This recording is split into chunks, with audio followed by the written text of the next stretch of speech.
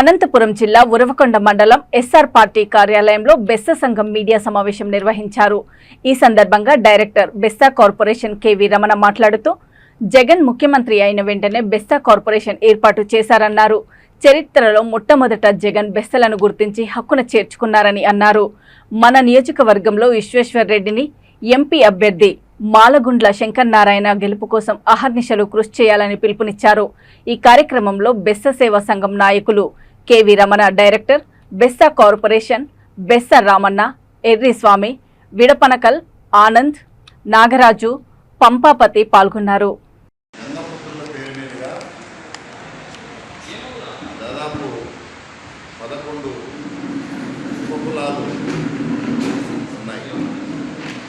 అందులో రాయలసీమలో గణనీయంగా ఎక్కువ సంఖ్యలో బెస్త కులస్తులు ఉన్నారు. ప్రతి నియోజకవర్గంలో రాయలసీమలో ఉండేటువంటి 52 నియోజకవర్గాల్లో విస్తరించి ఉన్నారు. వీరికి స్వతంత్రానంతరం ఇప్పటి వరకు కనీసం ఈ కులాన్ని గుర్తించినటువంటి పార్టీ కూడా లేదని చెప్పుకోవడం అంటే ఆశ్చర్యమవుతుంది. స్వతంత్రానంతరం చట్టసభల్లోకి పోతామా లేదా, లేకపోతే రాజకీయ ప్రాధాన్యత కలిగిస్తారా లేదా పక్కన పెడితే కనీసం బెస్త కులం అనేది ఒకటి ఉంది అని గుర్తించినటువంటి పాపాను కూడా ఇంతవరకు ఏ పార్టీ పోలేదు.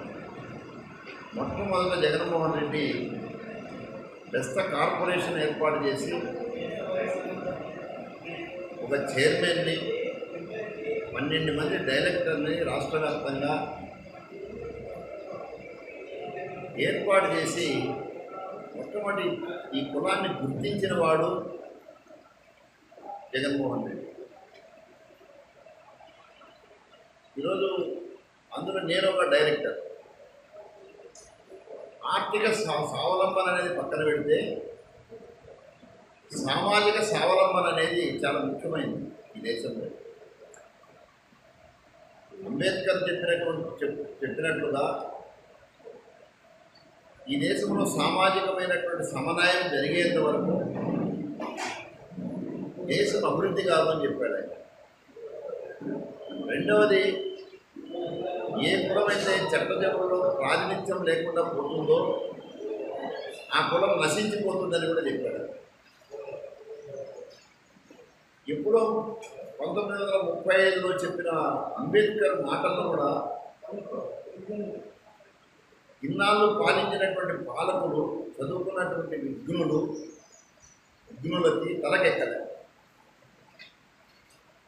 అట్లాంటి జగన్మోహన్ రెడ్డి మొట్టమొదట సామాజిక సమన్వయంలో భాగంగా ఈ కులాన్ని గుర్తించి మమ్మల్ని 12 మందిని చైర్మన్గా కలిపి 13 మందిని రాష్ట్ర స్థాయి నాయకులు చేసినాడు.